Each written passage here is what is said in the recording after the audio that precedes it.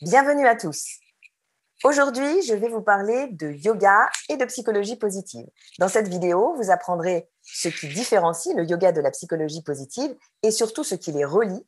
Et je vous proposerai aussi de pouvoir vous exercer à quelques pratiques de psychologie positive qui sont très proches de ce que le yoga recherche. Avant tout, un petit mot sur moi. Je m'appelle Gila Clara Kessous. Je suis chercheure et enseignante, ambassadrice de la paix et artiste de la paix pour l'UNESCO. Je travaille depuis de nombreuses années sur cette question de psychologie positive que je relie à la résilience dans un but de communication positive. Aujourd'hui, si j'ai choisi de pouvoir travailler les rapprochements entre le yoga et la psychologie positive, c'est pour vous montrer que les deux ont le même but. En effet, le but du yoga, c'est une certaine harmonie, une certaine volonté d'alignement. La psychologie positive la rejoint sur ce plan. Si on reprend la définition du yoga, et vous le voyez sur cet écran, on revient à la discipline visant par la méditation, l'ascèse et les exercices corporels à réaliser l'unification de l'être humain dans ses aspects physiques, psychiques et spirituels. Du côté de psychologie positive, on a études scientifiques du fonctionnement humain optimal. C'est ce qu'on appelle la science du bonheur. Son objectif est de découvrir et de promouvoir les facteurs qui permettent aux individus, aux organisations et aux institutions de réaliser pleinement leur potentiel de développement.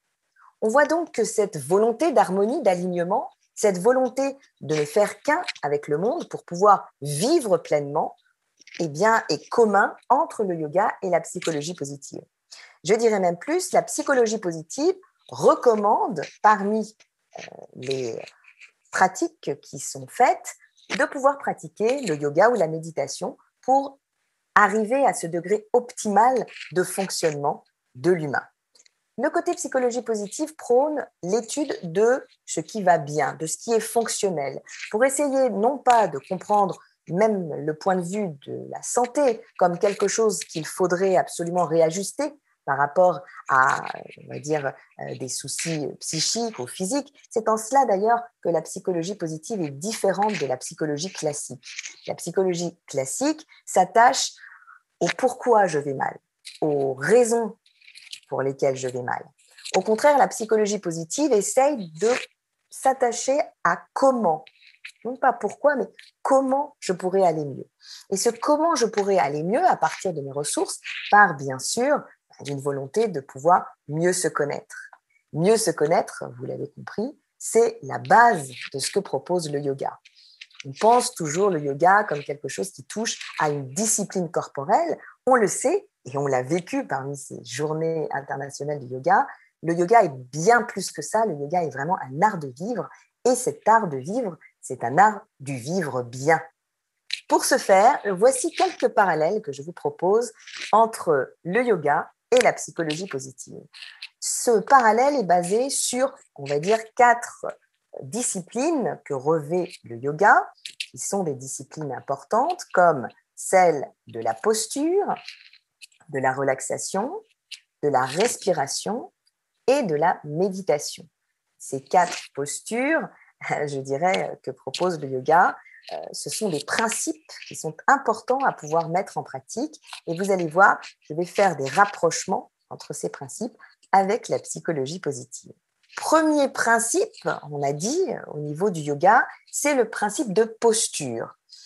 Dans le yoga, on va chercher à atteindre l'harmonie grâce à des principes de posture qui permettent à la fois de relâcher le muscle, de l'étirer et de pouvoir faire prendre son ampleur, je dirais, le corps. Faire prendre conscience au corps de sa capacité à pouvoir être, on va dire, en alignement avec le monde.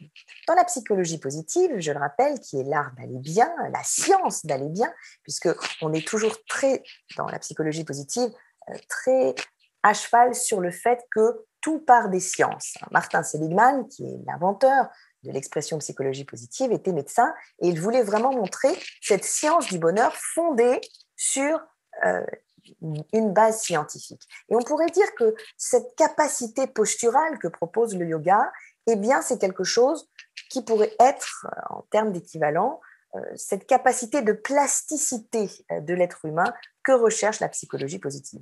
Plasticité, bien sûr, en termes émotionnels. Dans la psychologie positive, on n'a pas de dimension physique, posturale, comme on a dans le yoga. Alors, plasticité au niveau d'agilité, je dirais, de psychologie positive, ça repose sur des fondements scientifiques de neurosciences. Rappelons que notre cerveau est en fait un triple cerveau qui propose de pouvoir comprendre qu'on part d'un cerveau qu'on qualifie de reptilien, un cerveau animal, qui est le garant de notre survie. À chaque fois qu'il y a, on va dire, quelque chose qui est détecté comme une menace, immédiatement, le cerveau reptilien va nous permettre de pouvoir être en réaction dans une capacité de pouvoir réagir selon ce qu'on appelle les 3 F en anglais, fight, fly, freeze. Fight pour le côté de combat, pour essayer de voir, en estimant le danger, si oui ou non ça vaut la peine de pouvoir bien se battre pour pouvoir obtenir quelque chose. Fly, c'est la capacité de fuite, comme il est marqué sur l'image. Si jamais on estime que la menace est trop importante, on ira pouvoir se cacher quelque part. Et puis, le côté de freeze, c'est ce côté aussi, on va dire, de stupéfaction que le cerveau envoie pour essayer de faire croire, en fait, aux prédateurs qu'on n'est pas là, qu'on n'existe pas. C'est un peu les animaux qui changent de couleur, c'est un peu ces animaux qui font une mort. Donc, au niveau du cerveau humain, ce que l'on voit, c'est qu'on a toujours un côté reptilien qui va venir pour pouvoir, on va dire, réagir sur le coup. Donc, ce cerveau reptilien, c'est un cerveau qui est relié à la sécurité. Ça, ce sont des choses très importantes en termes d'activation dans les recherches scientifiques qui ont pu avoir lieu, de comprendre que la psychologie positive va englober l'être humain dans tous ses aspects, notamment intellectuels, pour essayer de lui faire comprendre comment mieux fonctionner. Donc, reptilien, on a dit le mode survie. Limbique, c'est le siège des émotions. Et siège des émotions relié à la mémoire. C'est-à-dire que tout ce qui va nous toucher émotionnellement, eh bien, va être mieux engrangé au niveau de la mémoire. Enfin, le néocortex, qui va être le cerveau qui réfléchit, le cerveau qui va décider, c'est celui qu'on appelle le siège de l'intellect, c'est un cerveau qui est là pour pouvoir bien choisir de faire une action ou pas. Donc ce 1, 2, 3, c'est toujours la façon dont un événement extérieur va être analysé, si vous voulez, dans un cadre d'être humain tout à fait normal. Ce cerveau, il faut savoir comment il fonctionne pour que justement, dans un cadre de psychologie positive, dans un cadre même postural, yoga, savoir de quoi j'ai besoin en termes d'agilité, je dirais en termes de souplesse de réflexion pour pouvoir être heureux. Et en cela, on passe non seulement, on va dire, à tout ce qui va être capacité de compréhension d'un point de vue neuroscientifique, mais également d'un point de vue hormonal. Des recherches ont été faites sur ce qu'on appelle les hormones du bonheur. Les hormones du bonheur, elles sont au nombre de 4. Alors, l'ocytocine, l'endorphine, la dopamine et la sérotonine. Donc, cette capacité qu'a l'homme de pouvoir sécréter ces hormones du bonheur, eh bien, on a réalisé qu'on pouvait tout à fait travailler sur cette sécrétion, être en capacité de pouvoir, à certains moments, dans des situations choisies, eh bien, être en capacité de les déclencher, ces hormones du bonheur. Comment faire? C'est très simple. Comprendre déjà comment la dopamine fonctionne. La dopamine, c'est tout ce qui va toucher à l'enthousiasme. Et on a vu dans les études scientifiques que eh bien, la dopamine était relâchée dans le sang, par exemple sur les études qu'on a faites sur les singes, non seulement lorsque le singe était en train de manger une récompense, de manger une banane par exemple, mais à la vue de la banane. Et en cela, on a fait aussi des recherches et on a réalisé que se donner des buts atteignables permet aussi une certaine façon de pouvoir rester dans cet enthousiasme qui crée la dopamine.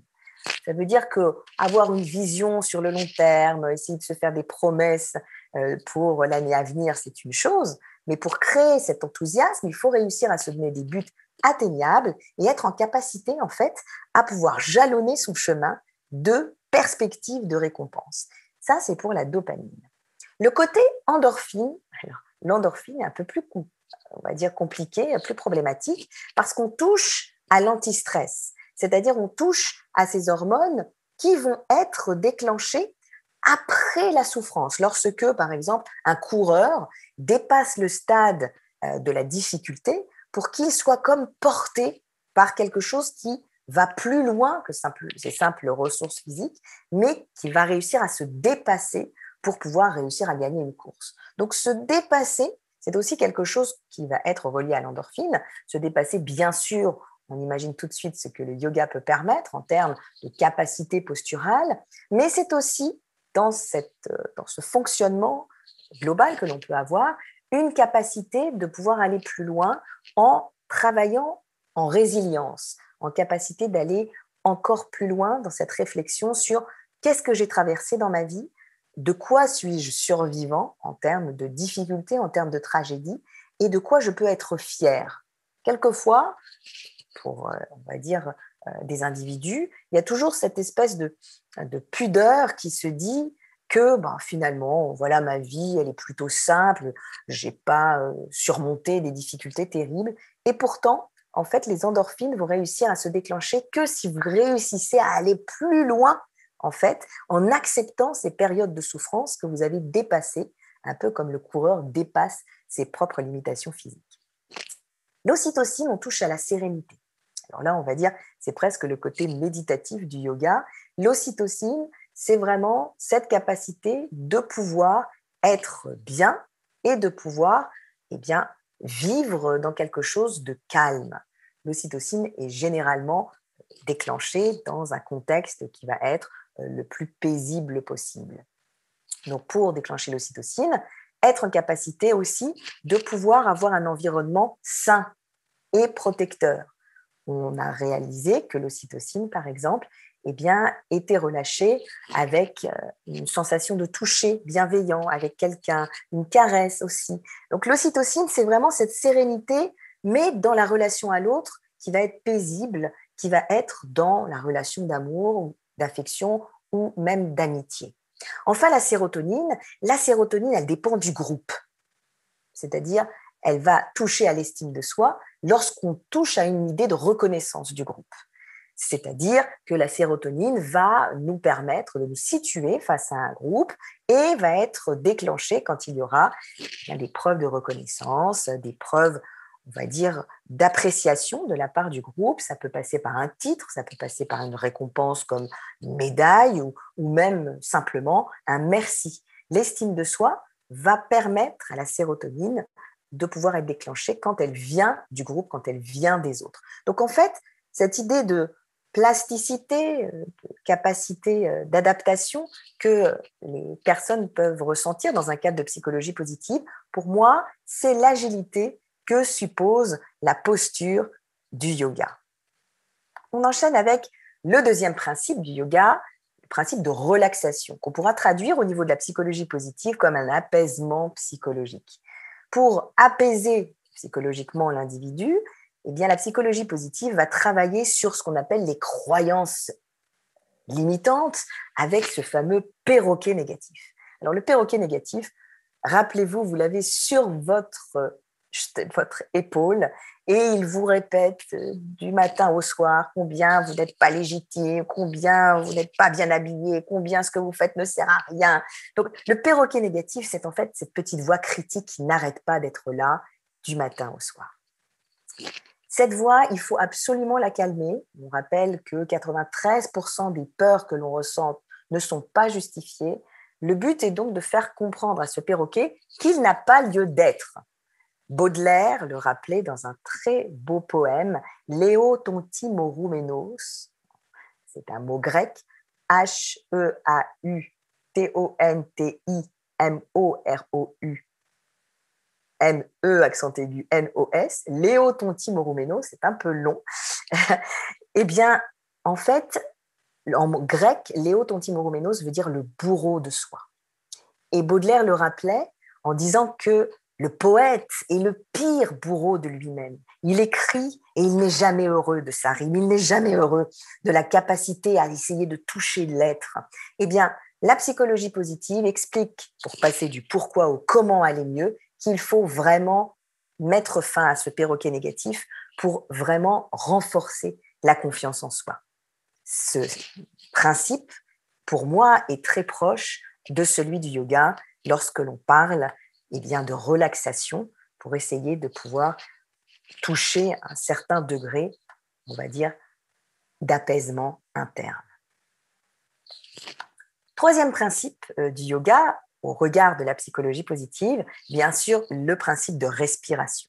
En psychologie positive, on essaye de faire des choses efficaces et performantes. Non pas que le yoga ne soit pas efficace et performant, mais si j'avais à comparer les deux, je dirais que le yoga est dans un temps long, alors que la psychologie positive est dans un temps plus court. Du coup, la respiration, on va y toucher dans un cadre de météo émotionnelle. Qu'en est-il de la météo émotionnelle? C'est très simple. Vous pouvez faire ce qu'on appelle un petit check tous les jours pour essayer de vous situer au niveau de votre stress. Je rappelle que le stress n'est ni positif ni négatif. Le stress, c'est un stress qui va être utilisé par votre corps de façon négative ou positive. Le but étant d'être dans une zone positive, être dans la zone au niveau du stress, et cette zone où vous trouvez un petit soleil devant vous, c'est-à-dire qu'on ne se sent ni épuisé, ni hyper stimulé. L'hypostimulation, c'est quand on sent qu'on est plutôt dans le côté ou très froid, les membres sont engourdis, ou très chaud, les membres sont lourds, et on sent qu'on n'a pas d'énergie. Le rythme cardiaque est assez lent, et au niveau de la tension aussi, on est dans quelque chose qui est très, très lourd à porter.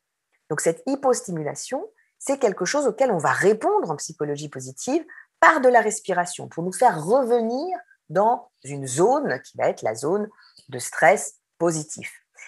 À cela, bien sûr, il y a l'hyperstimulation. Au contraire, des personnes qui vont avoir des palpitations, des personnes qui vont être dans une énergie trop grande, avec des peurs, des crises d'anxiété. Eh bien, on va faire un travail de respiration également pour pouvoir faire redescendre dans la zone qui va être cette zone positive. Pour ce faire, les principes sont les mêmes qu'au yoga.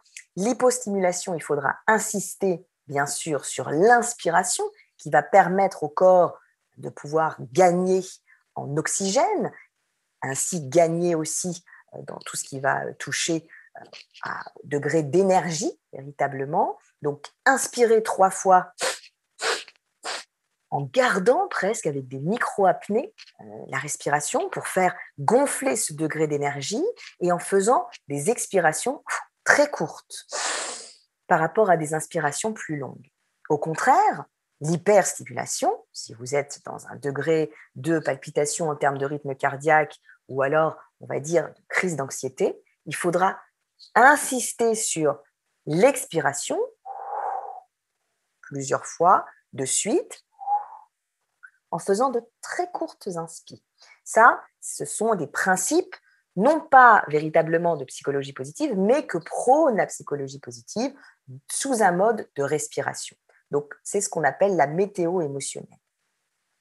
Je vais terminer par, bien sûr, ce qui est très important comme principe en yoga, qui est la méditation, la raison d'être dans la psychologie positive. Alors, pour réussir à toucher cette raison d'être en psychologie positive, qui, en termes de méditation, touche véritablement à un centrage de soi, eh bien, on utilise très souvent un outil qui s'appelle Ikigai. L'ikigai, en japonais, c'est justement cette notion de centrage, de raison d'être, comment je me situe à la fois vis-à-vis de moi-même, vis-à-vis des autres, vis-à-vis du monde.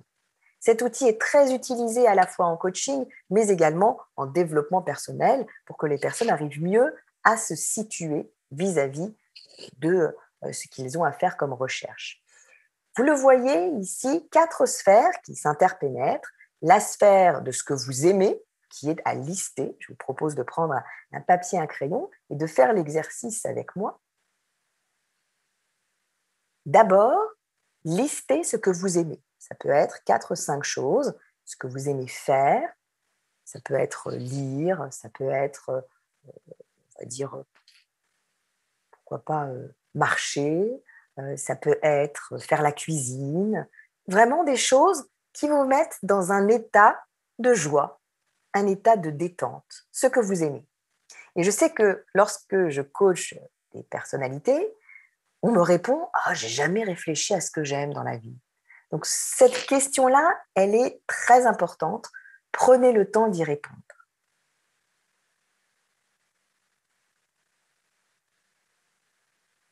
Ensuite, répondez à la sphère de ce pourquoi vous êtes doué, en ne minimisant rien. C'est-à-dire, ce pourquoi vous êtes doué, ça peut être je suis doué pour organiser des surprises d'anniversaire.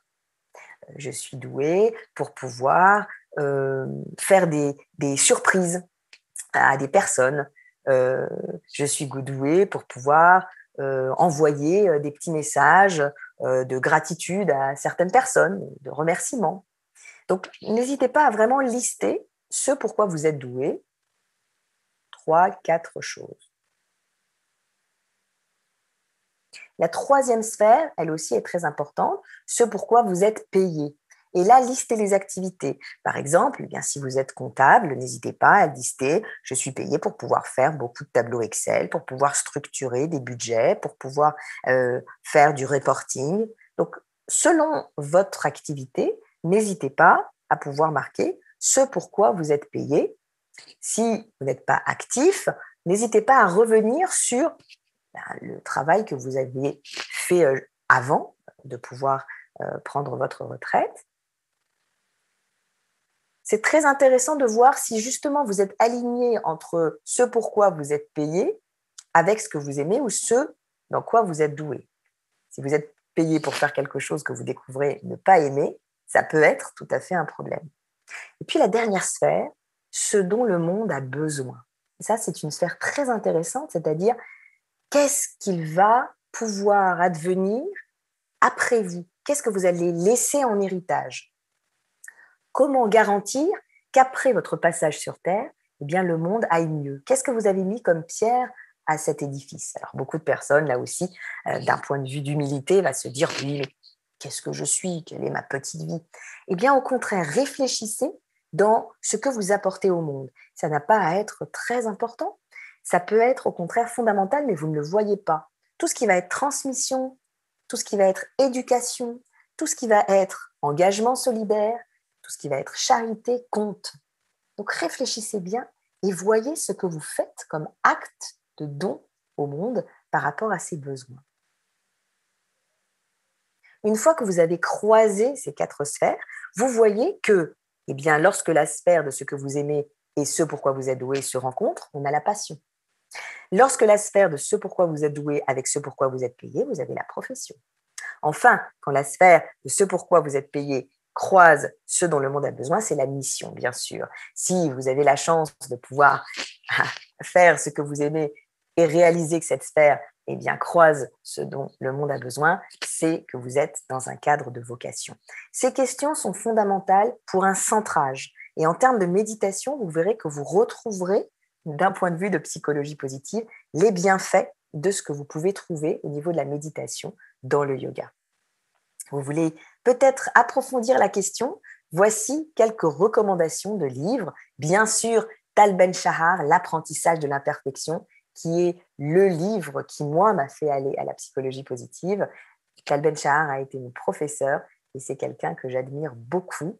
C'est lui que l'on a surnommé le professeur de bonheur à l'université de Harvard et il m'a demandé d'enregistrer l'apprentissage de l'imperfection en français sous une forme audio. Donc, n'hésitez pas à découvrir cet ouvrage ou sous une forme de livre ou sous une forme audio. Enfin, vous avez le livre que j'ai eu la chance de coécrire avec Bruno Adler, le grand livre de la psychologie positive paru chez Erol. Vous y retrouverez des conseils et puis différentes pratiques, dont le yoga, à l'intérieur de ce livre avec un petit recueil sur vraiment des exercices très pratiques. Il me reste à vous remercier d'avoir suivi cette vidéo. Je vous laisse avec cette très belle citation en anglais de Peter Drucker. The best way to predict your future is to create it. La meilleure façon de pouvoir prédire votre futur, c'est de le créer grâce au yoga, grâce à la psychologie positive et pourquoi pas, peut-être aussi grâce aux deux. À très bientôt.